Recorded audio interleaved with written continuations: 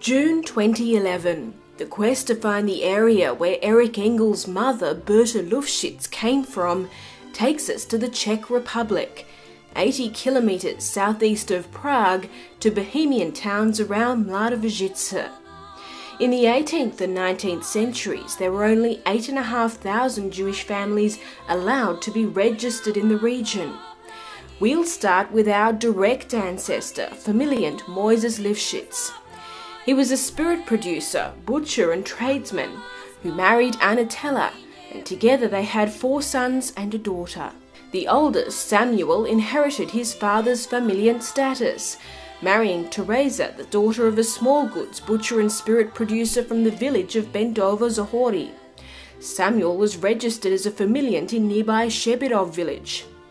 When Samuel and Teresa's 2 young sons were 7 and 8 years old, they changed their dominion to Luftschitz.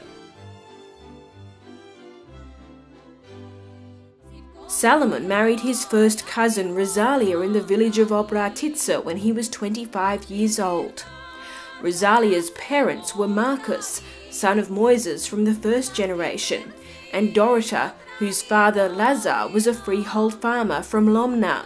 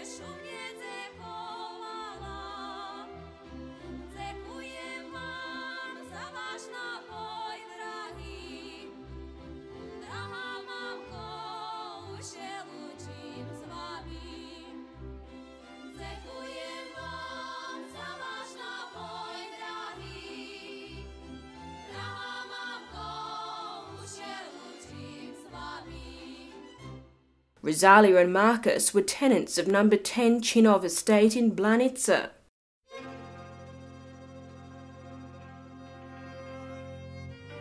Today there is still a distillery in the village.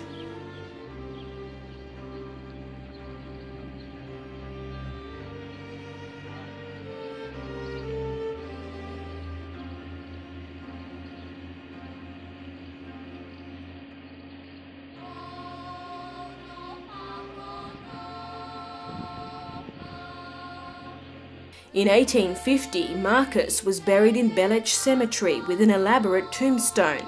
It's understood he was a district executive in Luftschitz. His daughter Rosalia and her husband Salomon seemingly followed in their parents' footsteps. Highly regarded in Luftschitz' Jewish community, Salomon bought several houses on behalf of the Jewish community, along with a field to adjoin his farm in Belech. He was also the keeper of the Jewish registry.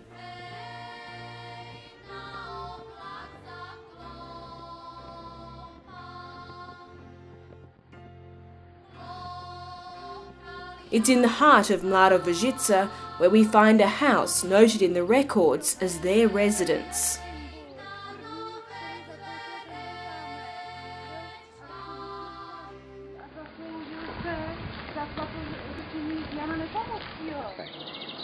So here we are in the beautiful town of Luftschitz, and we travelled all the way through from Prague through the Bohemian countryside, and we've come here to discover the birthplace of Berta Luftschitz and the Luftschitz family.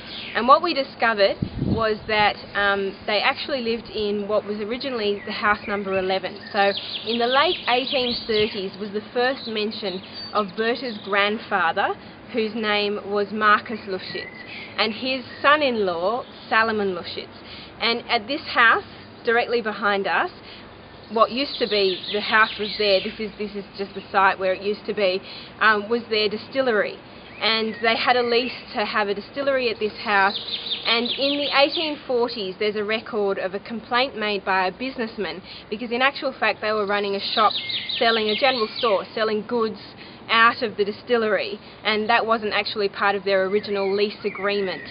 So it went to the county office, the local county office, and a magistrate decided to close down the shop, but the distillery remained open, and this was where they operated from. We also think that perhaps Berta was born here, and they were meant to be living in house number 20, which is very close to here, but there were some complaints, we think, about the fact that they were living also in the distillery instead of in their house number 20. So we're going to carry on with our adventure and discover where house number 20 was.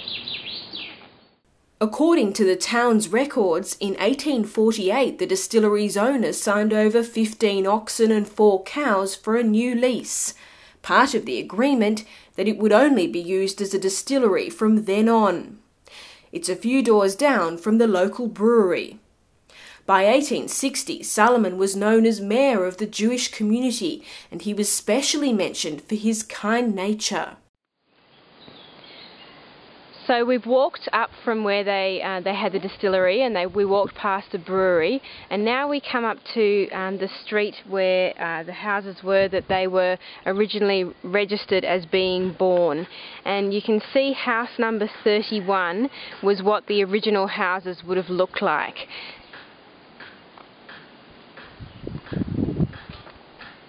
And it was at house number 29, which used to be the old house number 20, that in the original, in the official Jewish records, is listed as Laurie, Yulie, Moses, Joseph, Clementina, Frederica, Emily, Marcus and Berta, as they were listed as being born in this particular house.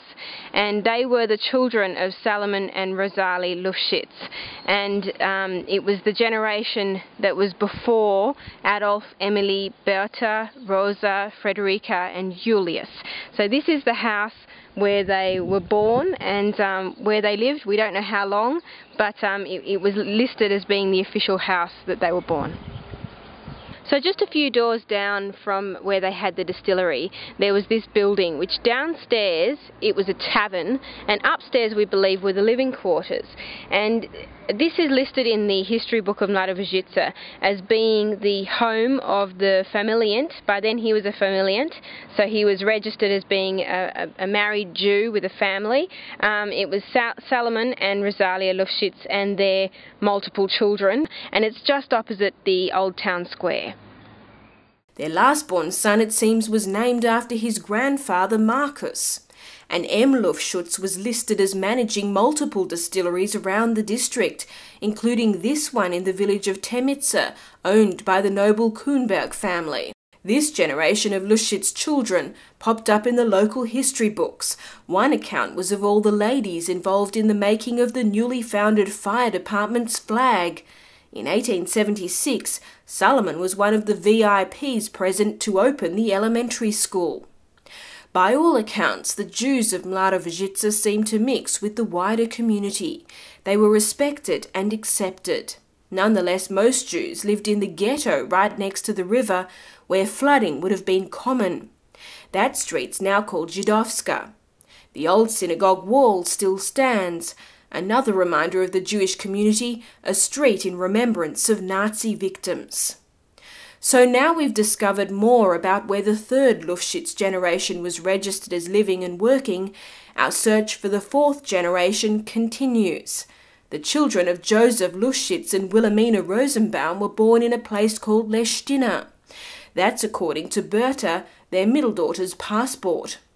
About 10 kilometres from the main town of Luftschitz, deep in the countryside surrounded by fields, it's this tiny grouping of homes. So we've travelled through the countryside and we've come to the home of the next generation, and that's Berta Luftschitz. This was the farm where she was born in Leshtina. We saw that location first on her passport, and we've taken a long time to find exactly where it is, but here we are and we've found it. Unfortunately, the farmhouse doesn't doesn't exist anymore, but they have managed to keep the barnyard, and they're currently at the moment they're housing horses, and there's a pig and chickens, and they're restoring it. So we're very lucky that we managed to find all of this, and this was also the place where my grandfather and your father, Eric Engel, lived until he was 6 years old with his grandmother, and he often visited here in his holidays coming from Austria. A creek running down one side, an orchard on the other. There's no hint as to what their house would have looked like, but the massive stone barn still stands. The farm would have been rich with food during the warmer months, but bitterly cold, windy and isolated in winter. Wilhelmina must have lived here until old age. She raised her grandson Eric Engel here in the early 1900s, and his mother Berta is thought to have travelled here via the Český Velenice station on the Austrian border until 1928. The Luftschitz family then dispersed across Europe and the globe, their legacy set to continue for generations into the future.